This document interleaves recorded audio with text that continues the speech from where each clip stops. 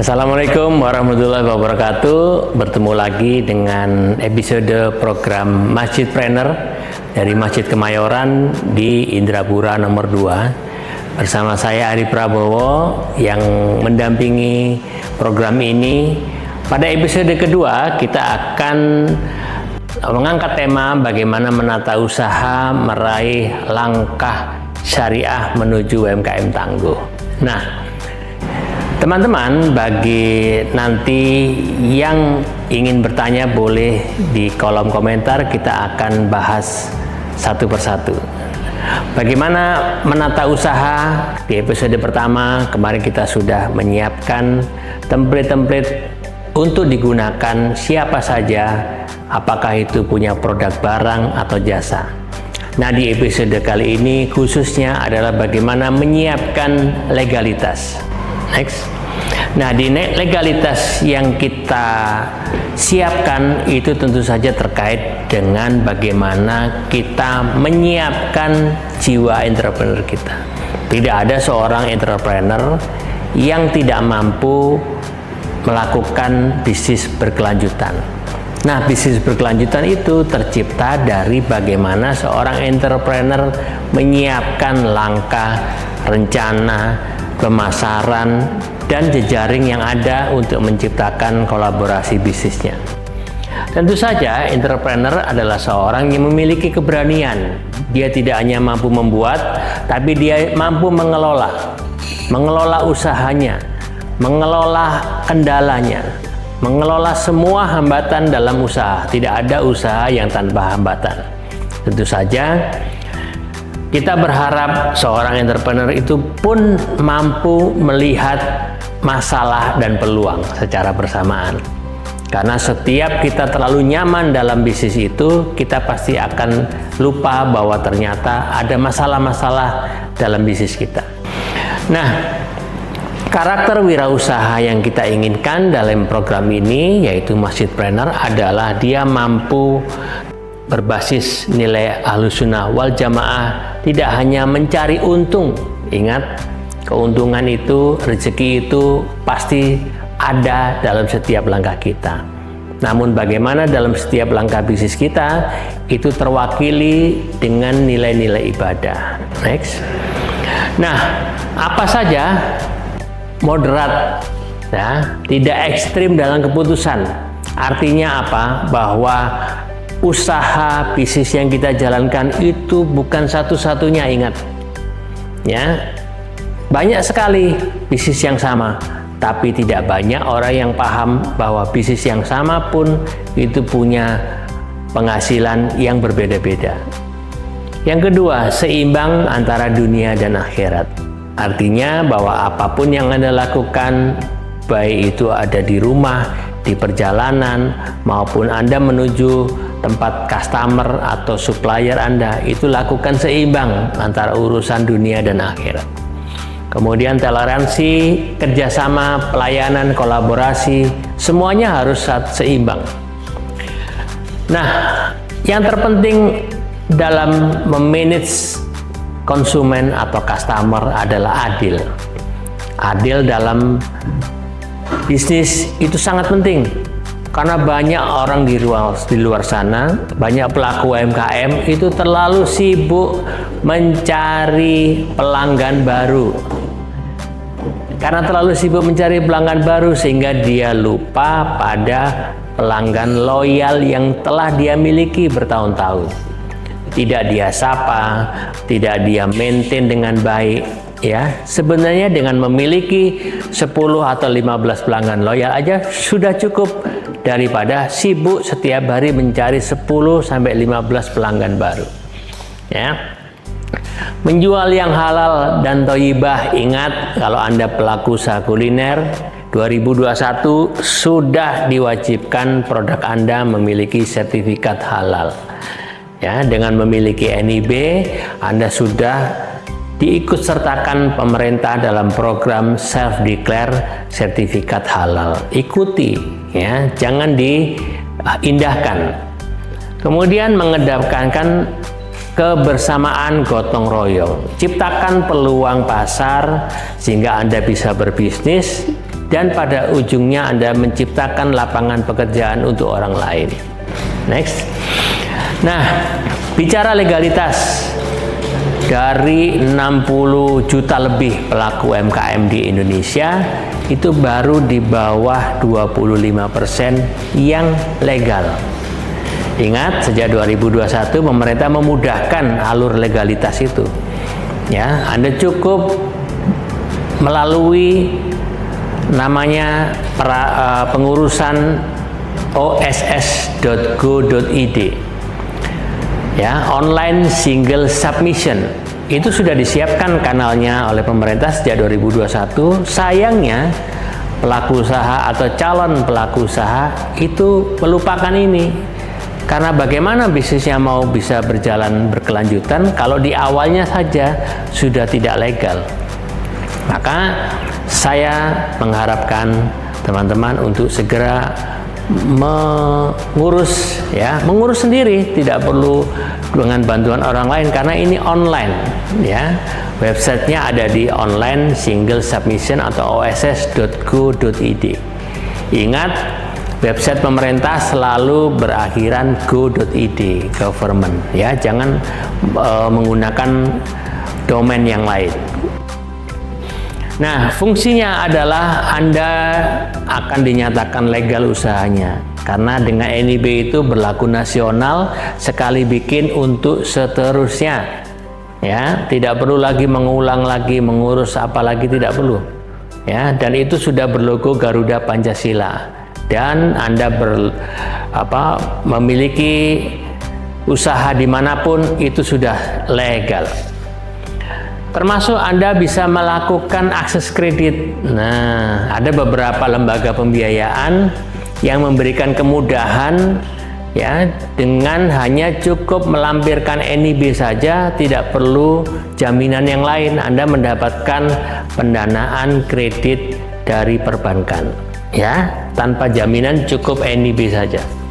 Kemudian Anda bisa melakukan kerjasama dan melakukan lanjutan perizinan produk. Setiap produk punya izinnya sendiri-sendiri.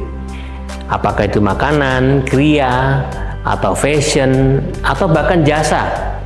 Anda membuka jasa pelatihan atau pendidikan untuk anak SMP, ya, maka itu ada lanjutan perizinan produknya. Ya, begitupun saat Anda melakukan pemasaran internasional, maka perizinan ekspor sejak 2021 diterbitkannya NIB, maka NIB itu sudah menjadi API, angka pengenal impor. Jadi nomor NIB kita itu sudah internasional. Ya, itu sebagai bagian dari pihak-pihak cukai untuk meneliti apakah NIB-nya ini sudah digunakan untuk melakukan pemasaran di luar negeri.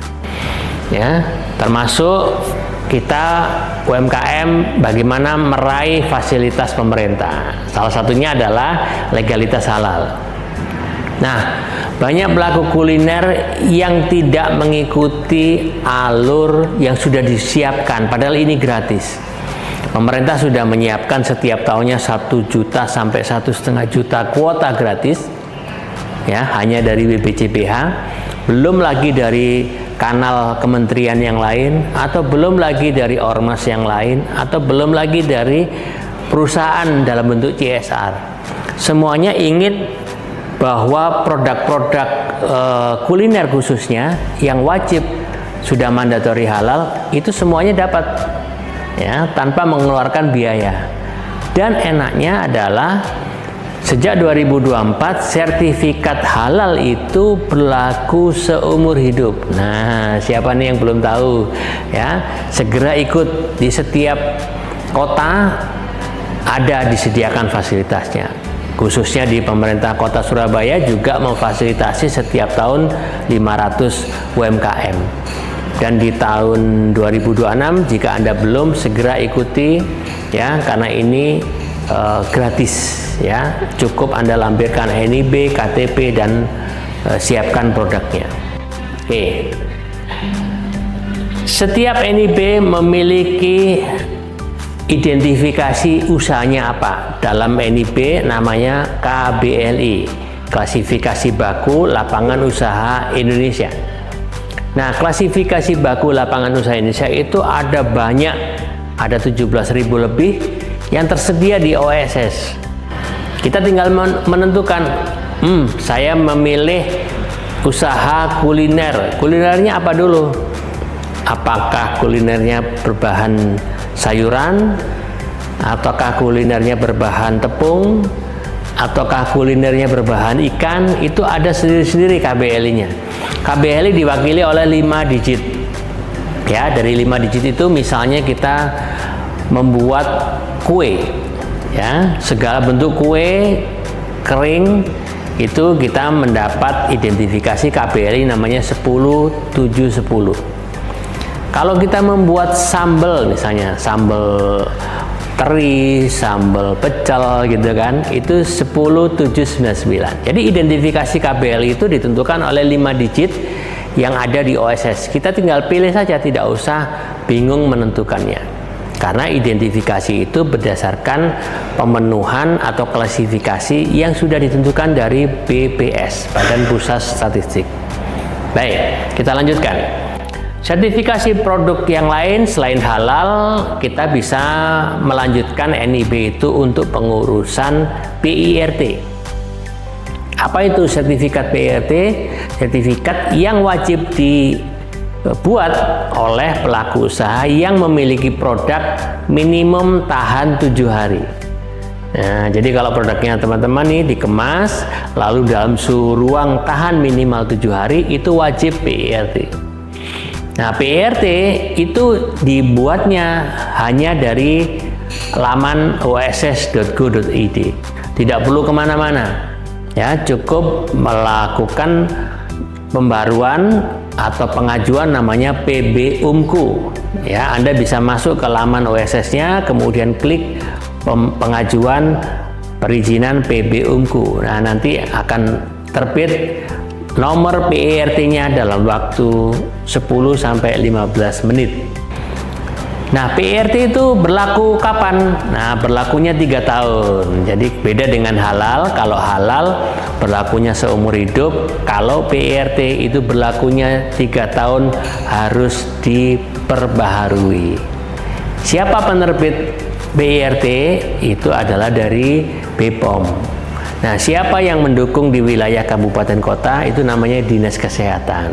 Maka kalau Anda sudah mengajukan nomor PIRT, sudah keluar nomor PIRT-nya, siap dicantumkan di kemasan, maka Dinas Kesehatan akan membantu Anda, mendatangi Anda untuk mengikuti, menjadwalkan pelatihan keamanan pangan. Nah, pelatihan PKP yang diikuti oleh semua pengaju PIRT itu gratis.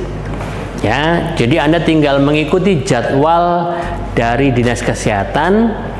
Jadwalnya mengikuti pelatihannya 1 hari, Anda mendapatkan materi, Anda mendapatkan sertifikat, namanya sertifikat PKP, penyuluhan keamanan pangan.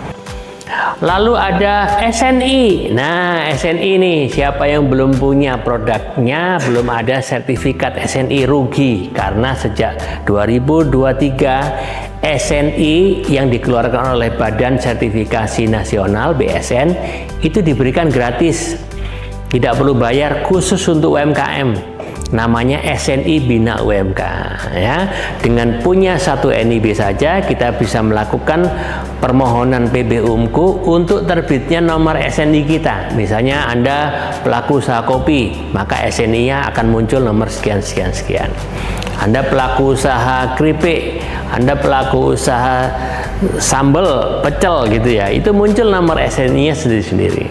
Ya, sehingga kita bisa melanjutkan dan tahu apa bedanya izin edar BPOM. Tidak semua produk itu harus diizinkan izin edar BPOM. Ya, seperti tadi PIRT syaratnya apa? Syaratnya adalah produk kita minim tahan 7 hari di suhu ruang, bukan di lemari es. Maka dengan itu kita bisa terbitlah PIRT. Nah, kapan kita berizin edar BPOM, yaitu MD atau ML? Pada saat produk kita itu masuk kategori frozen. ya, atau produk kita itu turunan dari susu, atau produk kita itu ternyata produk untuk makanan bayi, itu wajib izin edar. Atau bahkan kita membuat usaha air mineral dalam kemasan AMDK, itu wajib izin edarnya MD. Artinya apa? Artinya dengan izin edar BPOM pun langkah pertamanya adalah NIB ya. Jadi NIB itu kunci utamanya ya teman-teman. Lalu yang berikutnya adalah setelah kita punya sertifikasi produk, kita memanajemenin bisnis itu dengan fondasi penting, yaitu kefokusan. Tidak ada bisnis yang berjalan lancar tanpa hambatan kalau seseorang itu tidak fokus. Pasti dia akan ada saja hambatannya. Tapi kalau seseorang itu fokus, setahun ini khusus untuk memulai bisnis ini, tahun berikutnya meningkatkan omsetnya, tahun berikutnya menambah outletnya, maka tidak mungkin kemudian bisnisnya tidak disebut berkelanjutan. Oleh sebab itu perlunya kita naik kelas ya, kita mengempower bisnis kita. Apakah dengan penambahan karyawan ataukah kita punya banyak outlet lagi ya. Dengan cara apa? Perencanaannya jelas dan keuangan. Nanti di episode berikutnya ya, kita akan bahas bagaimana sih pengelolaan keuangan, bagaimana sih memanajemen produksi. Makanya tetap stay tune, jangan lupa subscribe di Masjidpreneur dari Masjid Kemayoran ya. Kemudian kita juga akan bahas bagaimana pengelolaan sumber daya manusia, bagaimana menerima karyawan, bagaimana memaintain karyawan, bahkan sampai memaintain customer. Nanti ada semuanya di episode Masjidpreneur. Termasuk yang paling penting adalah manajemen risiko. Bisnis itu berbasis risiko. Bukan risikonya risiko negatif terus yang dipikir, tapi risiko terbaik pun kita rencanakan. Ya, tidak ada satu hal yang direncanakan itu terjadi dengan negatif. Next. Dan yang terpenting dari sebuah produk tidak terlepas dari kemasan. Nah, kemasan yang kita buat, terutama produk makanan, harus ada kaitannya dengan kehigienitasan produk kita, mencerminkan siapa branding kita. Jangan sampai produknya sudah cukup bagus, harganya menarik, tapi kemasannya kurang menarik. Anda akan dilibas oleh produk sejenis ya. Kemudian prinsipnya harus 3S, safety, simple, dan ada storytellingnya. Banyak sekali kemasan-kemasan yang tidak menciptakan storytelling. Padahal teman-teman, pelanggan atau calon pembeli produk Anda itu butuh tahu ini produk apa sih? Ya, dari mana sih? Bagaimana cara membuatnya sih? Atau ada mungkin saran penyajian di kemasan itu menarik.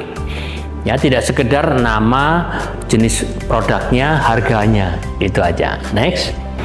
Nah, nanti dalam episode berikutnya kita akan juga bahas banyak hal tentang pemasaran, apakah online atau offline atau hybrid. Jangan lupa pemasaran itu ada dua hal, yaitu sales dan marketing. Ya, siapa yang belum tahu bahwa fungsi sales dan marketing itu berbeda? Nanti kita bahas di episode berikutnya. Next. Nah, saya berharap teman-teman sebagai bagian dari kemandirian umat untuk usaha yang Anda rencanakan, untuk usaha bahkan yang mungkin sudah puluhan tahun Anda buat, Anda harus punya tantangan yang menciptakan bahwa usaha Anda ini tangguh, naik kelas ya. Apa yang disebut naik kelas, next level dan sebagainya itu mencerminkan bagaimana keinginan Anda dalam menciptakan usaha. Dengan cara apa? Legalitasnya lengkap. Tadi NIB sudah punya. Keamanan produk terjamin berarti PIRT, izin edar MD punya. Atau mungkin depotnya, warungnya sudah punya sertifikat layak higienis.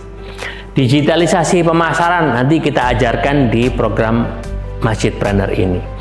Dan sertifikasi halal, dan jangan lupa Anda wajib bergabung dalam ekosistem bisnis.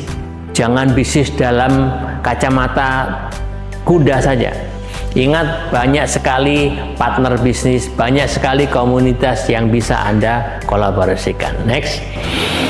Nah, jejaring komunitas Masjidpreneur ini pun bisa mengajak Anda ya bergabung. Silakan datang ke Masjid Kemayoran di Indrapura nomor 2. Kapanpun kita terbuka untuk berkolaborasi ya, ngaji bersama di sini, ngaji untuk meningkatkan optimasi bisnis kita. Anda mau menjalankan usaha, merencanakan, bingung memulai dari mana, kita siap. Anda datang ke sini, kita diskusi, berkonsultasi. Next. Nah, ini beberapa aktivitas yang sudah kita lakukan di mana Masjid Kemayoran bekerja sama dengan Kaji Indonesia dalam hal perizinan berusaha, kemudian ada pelatihan teknis berbahan baku, olahan lokal, kemudian ada legalitas pelatihan pendampingan para wirausaha di kampus-kampus. Next. Dan jangan lupa bahwa program ini tercipta untuk Anda semua, baik di kota Surabaya maupun di luar wilayah kota Surabaya. Kami siap berkolaborasi baik dengan seluruh stakeholder maupun para pelaku usaha yang ingin meningkat bisnisnya, meningkat usahanya, tapi tetap dalam koridor syariah. Saya Ari Prabowo dari Masjidpreneur Masjid Kemayoran. Sampai di sini, kita ketemu lagi di episode berikutnya. Wassalamualaikum warahmatullahi wabarakatuh.